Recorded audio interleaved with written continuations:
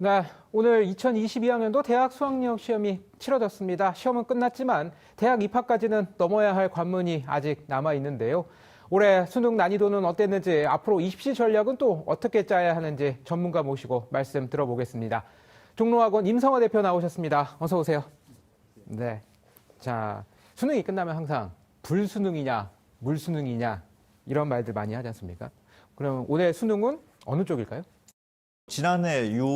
올해 6월 달하고 지난해 수능 시험에 근접할 정도로 일단 국어도 어렵게 출제되었다 이렇게 볼 수 있고, 수학은 또 이제 선택형 수능으로서 이제 첫째 시험인데, 수학도 학률과 통계 학생들이 미적분, 기하, 이과 학생들하고 같이 풀어보는 공통 과목에서 여전히 어렵게 출제되었다. 그렇다면 수학도 변별력이 상당히 좀 높은 수준으로 출제되었다 이렇게 평가될 수 있고, 지난해 영어에서 90점 넘는 학생들이 약 한 5만 3천 명 정도가 나왔습니다. 12.7% 나왔는데, 지금 영어 문제를 저희 선생님들께서 일단 들여다봤을 때는 지난해보다는 매우 어렵다.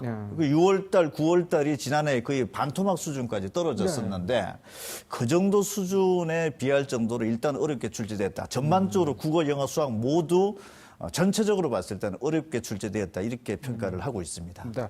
아까 말씀하셨을 때 이제 통합 수능 처음 이제 치렀잖아요. 출제위원장은 이제 선택 과목에 따른 유불리 가능성을 이제 최소화하겠다고 이제 했는데, 이게 실제 수험생들이 느끼는 체감도도 그럴까요? 이제 국어 과목이 45문제가 출제가 되는데 34번까지가 언어와 매체 합법과 작문에 상관없이 같이 풀어보는 문제죠. 바로 이 문제를 어떻게 쉽게 출제를 하게 되면은 아무래도 격차가 줄어들게 될 테고, 이 부분이 좀 어렵게 출제가 되면은 격차는 발생할 수밖에 없는데, 국어에서 34문항의 공통문항 중에서 비문학, 독서 파트라 그러죠. 그 부분은 여전히 어려웠을 것으로 일단 추정이 되고 있고, 저희 선생님들도 아침 1교시 때 뭐 해결의 변정법이라든지 뭐 기축통화에 관련된 경제 문제는 어려웠을 것으로 추정이 됐었는데, 저희 회사도 급하게 한번 그 샘플을 돌려봤을 때 그 문제는 학생들도 실제 어려웠을 것으로 좀 추정이 되었고, 또 저희 선생님께서 지적하지 않았던 기술 관련 지문들 같은 경우에는 조금 쉽게 출제된 것으로 조금 나타났었는데, 그 쉽게 출제됐던 부분들이 기술 관련된 부분들도 사실은 합법과 작문 선택한 학생들은 대단히 좀 어렵게 좀 반응이 나타난 것으로 봤을 때는, 국어에서 선택 과목 간의 어떤 그 점수 차를 발생은 불가피하게 벌어질 것 같다 이렇게 보여줄 수 있고, 또 그 수학 같은 경우에서 30문항 중에서 22문제, 22번까지가 문과, 이과 등 같이 풀어보는 문제입니다. 작년도에는 문과, 이과 각각 따로따로 이제 시험을 봤었는데, 금년에 같이 풀어보고 같이 등수를 매기는 구조다 보니까 이 22문제 문이과 학생이 같이 풀어보는 이 문제에서 여전히 학률과 통계 문과 학생들이 미적분, 기하 학생들에 비해서는 좀 어려울 수밖에 없다. 그렇다면은 수학 선택 과목에 있어서도 어떤 점수차라든지 유불리 문제는 좀 발생이 불가피할 것으로 보여지는 것으로 일단 현재 예상이 되고 있습니다. 네, 아까도 말씀하셨지만 이제 6월하고 9월 모의평가에서 이제 과목별 난이도 이제 편차가 크다는 지적들이 있었어요. 네, 이번에는 어떻습니까? 특별히 어려운 영역이 있었을까요?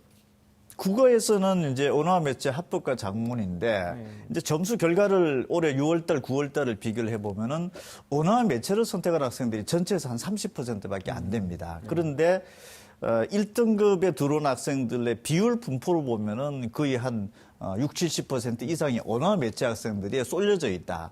그렇다면 이번 국어 문제 출제 어떤 그 난이도 상황을 종합해 봤을 때 여전히 국어에서는 언어와 매체를 선택한 학생들 중에서 최상위권의 분포 비율이 높게 나타날 것으로 일단은 전망이 되고, 그러니까 6월달, 9월달이랑 비슷한 추세가 나타날 가능성이 높다 이렇게 전망이 되고, 수학 같은 경우에는 작년도 같은 경우에 문과 수학 같은 경우에는 1등급 학생들이 문과 학생들끼리 이제 등수를 매겼기 때문에 1등급 학생들이 한 13,000명 정도가 나왔었는데, 금년도 6월달, 9월달로 봤을 때는 거의 한 2,000명대 이하대 수준까지로 좀 추산이 되었고, 그다음에 수학 문과에서 2등급 학생들이 작년에 3만 명 나왔는데 금년도는 10,000명 이하대까지 추산이 되는데, 오늘 같은 출제 패턴으로 놓고 봤을 때는 여전히 6월, 9월 달처럼 문과 학률과 통계 학생들이 1, 2등급 등급에 진입할 가능성은 대단히 좀 어려워질 것으로 보여지고 있고, 반대로 이과 학생들은 전년도 1등급 학생들이 한 7천 명 정도가 나왔었는데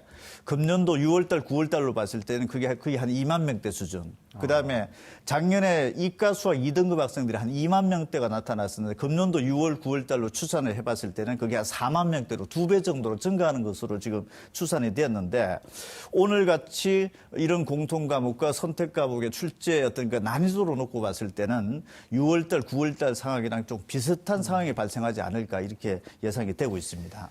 네, 그동안 이제 변별력을 좀 높인다는 이유로 초고난도 문제가 이제 출제되기도 했잖아요. 근데 올해는 어떤 영역에서 이런 뭐 킬러 문항이라고 할까요? 이런 게 나왔을까요? 전반적으로 국어에서는 지문의 길이를 줄인다라든지 또 독서 파트에서 과학기술 지문이 특히 어렵게 출제되고 이런 부분들인데, 양을 줄이고 정보량도 줄였기 때문에 형식적으로 봤을 때는 조금 완화시키려고 했던 노력의 흔적은 분명히 보인다. 하지만 자세히 들여다보면은 어떤 정답을 찾는 과정에 있어서는 국어도 예전처럼 아주 극단적으로 어려운 부분의 문제는 줄어들었지만은 그래도 여전히 한 중간 정도 난이도 이상의 문제들에서 그 학생들이 상당 부분 좀 어려움을 겪을 것으로도 좀 보여졌고, 수학 같은 경우에도 공통 과목에서도 킬러 문항, 선택 과목에서도 킬러 문항이 대체적으로 예전에 비해서는 아주 극단적으로 뭐 정답률이 불과 한 2, 3% 정도밖에 안 나오는 이런 부분의 문제들은 줄어들었지만은 중상위권 학생들이 대체적으로 좀 어려워하고 풀기 그 변별력에서 굉장히 중요한 그 문항인 중간 난이도 이상 중킬러 문항이라고 그러죠. 네. 이런 부분들에 대한 어떤 그 배치가 많아졌기 때문에 전체적으로 봤을 때는 수험생들의 국어 수학 체감 난이도는 높아졌다 이렇게 볼 수가 있습니다. 예, 수능 결시율이 이제 수능 등급에도 이제 직접적인 영향을 미치는 변수잖아요. 그래서 관심이 높은데 지난해 결시율이 역대 최대라고 들었는데 올해는 좀 어떻습니까?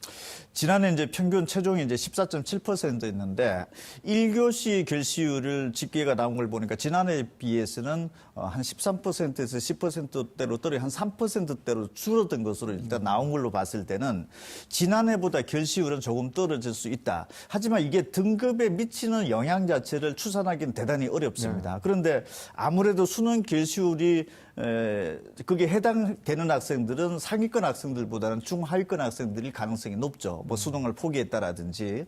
그러면은 이 밑에 층의 학생들이 사라졌기 때문에 그만큼 더 높은 점수를 받을 수 있던 학생들도 사실은 조금 피해를 봤을 수는 있는데 그 규모가 어느 정도 되는지는 사실은 추산할 수가 없죠. 그런데 금년도 결시율이 전년에 비해서 좀 줄어들었던 거는 그 금년도 정시가 확대가 되었죠. 그러니까 재수생들, 뭐 반수생들, 삼수생들이 좀 늘어났다. 이렇게도 수능을 중시하는 학생들 늘어났고, 또 정시가 금년도에 또 확대가 되었죠.